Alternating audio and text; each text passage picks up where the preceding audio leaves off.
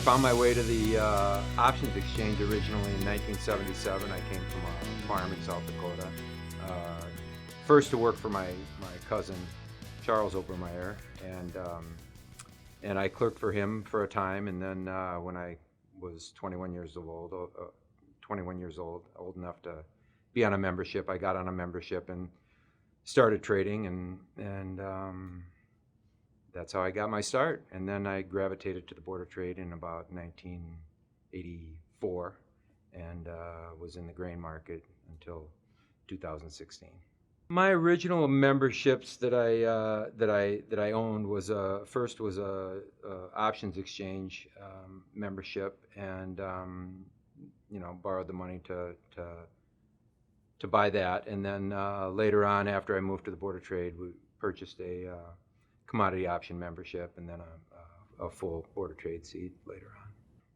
A couple of brothers that worked for us, my wife and I, and both still in the business, one on the trading floor, and a couple of nephews, one still on the trading floor, and I would say probably between friends and relatives. At one point, we had about 6 people that worked for us that were living with us on the south side. We had a big house on the south side.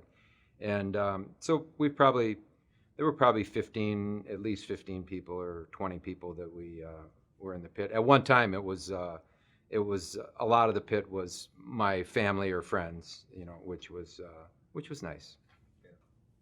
Being on the trading floor always takes a physical toll. Whether it's your lower back, you're standing for a lot of hours, and or your feet ache from time to time, but mostly it took a toll on me. And the reason I'm probably the main reason I'm not in the business anymore was I got colon cancer. I was diagnosed in 2014, and it's funny. My oncologist was he was a rural kid growing up at Mayo Clinic, and I told him what I did for a living. He said, stress is it'll bring out the worst in anybody. So he attributed a lot of my cancer to stress. A lot of great memories, a lot of pranks on one another. When it was back in the day when it was slow, we sat around and did crossword puzzles and played liar's poker, and pinned a shark's fin to somebody's back, or just goofing around all the time. And then that was in 84, 85, and as the business as we got busier, it was, we had the Chernobyl in 86, and the drought in 88, and the flood in 93, and, the ethanol mandate, and then we had to start getting more serious. But, so a lot of those games went by the wayside, but, there was an old saying that if you love 5th grade, you'll love the Board of Trade. And that's kind of how it was, and we were lucky enough to be there throughout the time when you could have the biggest career at the Board of Trade, probably. So it was good. It was a lot of good memories, a lot of great memories at the Board of Trade.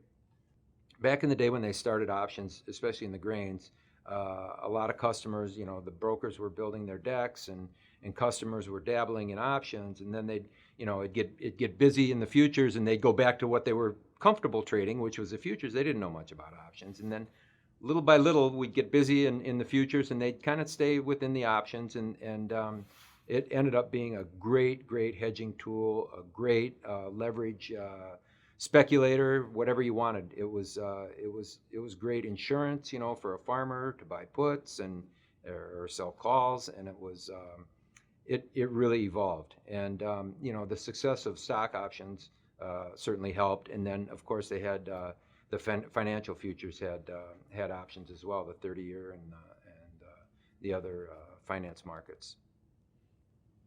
I guess my best day was probably when my customer was the happiest, and that made me really happy. I remember a very, very big customer of mine who's no longer with us called me on a Sunday afternoon one time at home, and he said, "I just got to tell you," he said, "you have just done such a great job for me."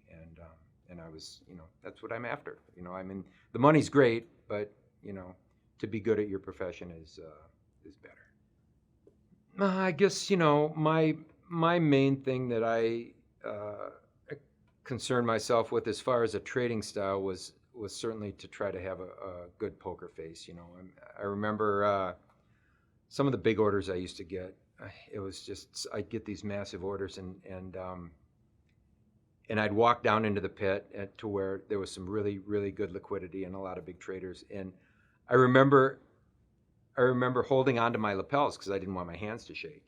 So I'd go down there and I'd start asking for markets, and I'd always be I'd want to make sure that I wasn't my hands weren't shaking for the big order that I had in my pocket. And then I always tried to keep my order hidden, and I'd walk down there and just kind of investigate things and see what the market was on this and that. But my trading style was always to be just a little bit of a poker face.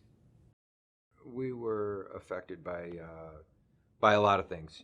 Certainly the weather probably is the biggest thing that affected our markets. But we had, like I said earlier, we had Chernobyl. We had all of these big disasters that would typically get us busy. And even if it was a short time. But I found out over the years, I guess, self-education. It's just paying attention, I guess. But the ethanol mandate came, and that was building before it actually happened. It was building in the late '90s, and we were kind of busy from then on. And it was we ended up having a good long run, which the smaller events that happened, Chernobyl being one of them, may have spiked the market for a couple of weeks, but you get a big demand market and they last for years, and that's what we've seen, and we're still seeing kind of the tail end of it, with China and everything else. It's a little hard, and we're growing big crops now,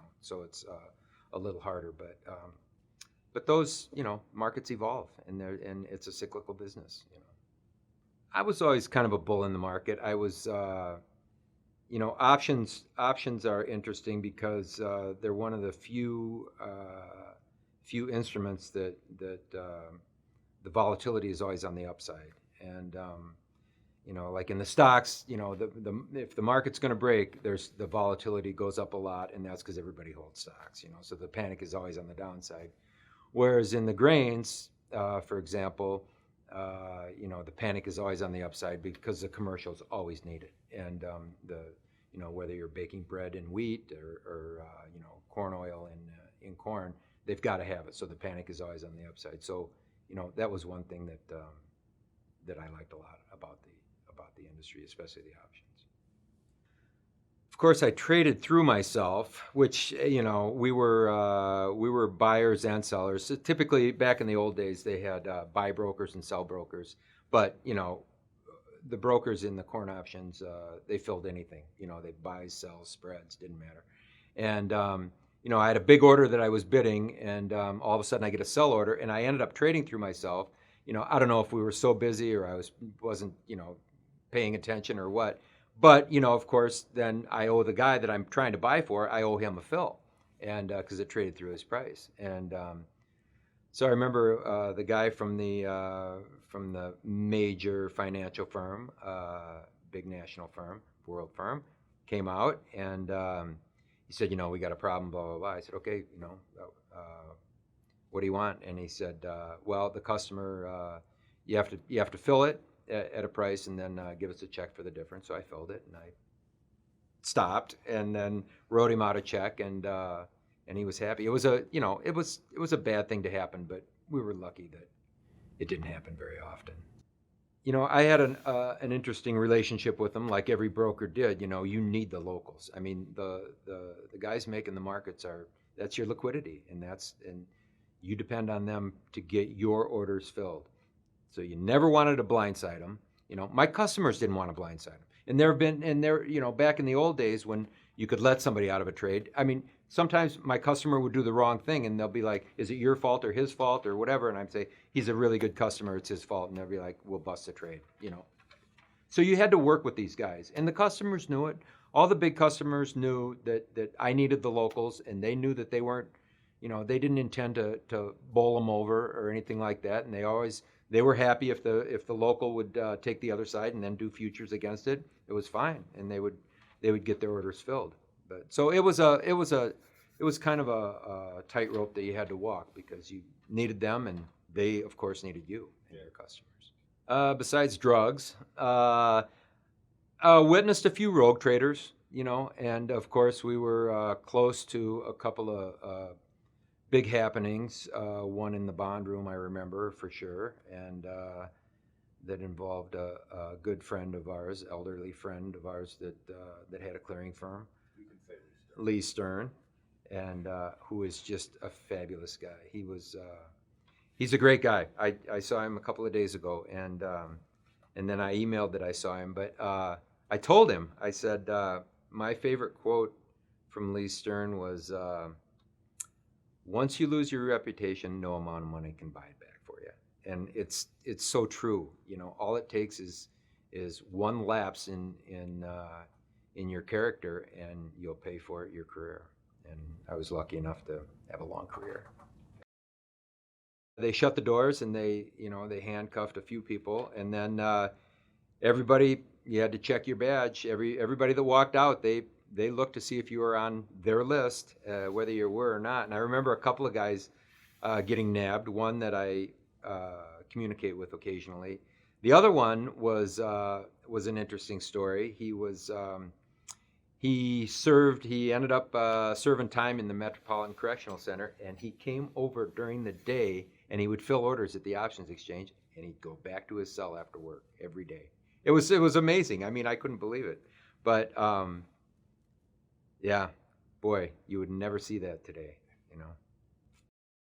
Two big clearing firm owners, I recall specifically, at the end of the day, they were best friends, but they hated one another in the pit. And I remember one of them had a really bad out trade. I don't remember if it was an out trade or what happened, or if they had a rogue customer or what. But I remember at the end of the day, one of the guys called the other one into the office, and he said, "What do you need? I'll give you a check. What do you need? I'll help you out, and I know I'll get it back from you." And the character of some of those people were, above reproach. They were great. They were just and generous, and they knew the business was good to them, not without taking a lot of risk. But hearing that somebody went out of business, and people would have maybe a fundraiser for them, or people would get together and say, this guy, he's fallen on hard times, and they'd raise a little money for him. It was a giving spirit down there.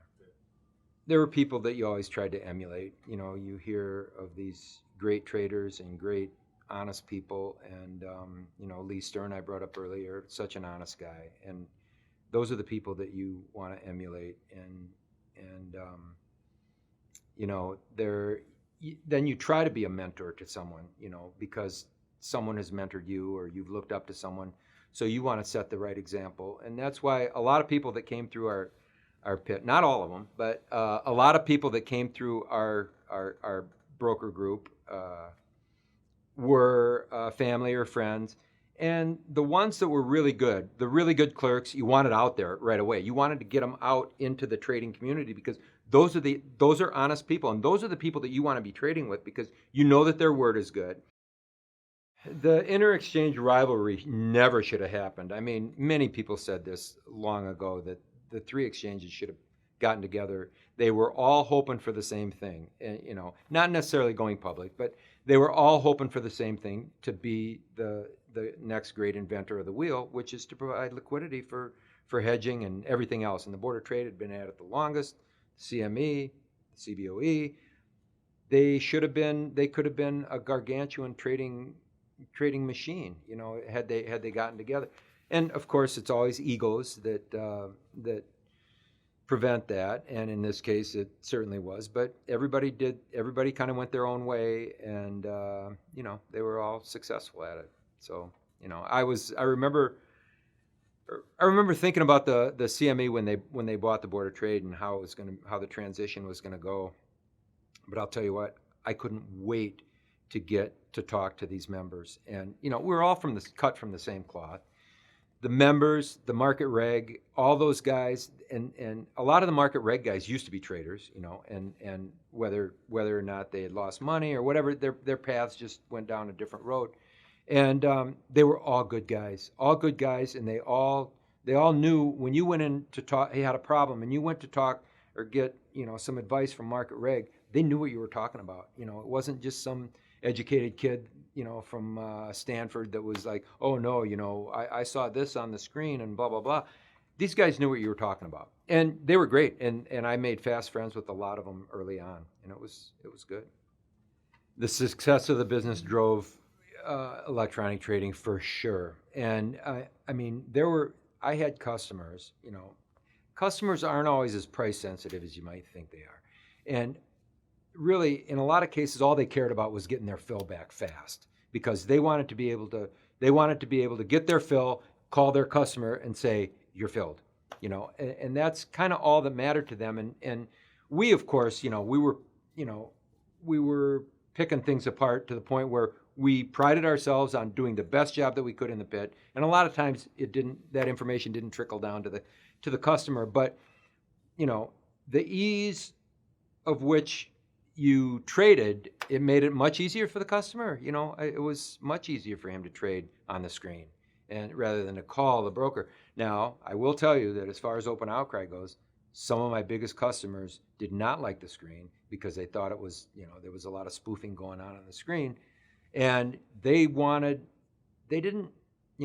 up and they'd want a market. They didn't want just a market. They wanted a picture of what was going on in the pit, particularly in that option that they had an interest in. And you can't get that from a screen, and you can't get the feel or the color that you can get from your broker telling you what's been going on. Cargill comes in and buys 10,000 calls. Your customer wants to buy a bunch of those same calls. You might tell your customer, you know what, Cargill just bought about 10,000 of those. So, we probably won't get the best price. Those are things that the customer likes to hear. He likes to read the pit.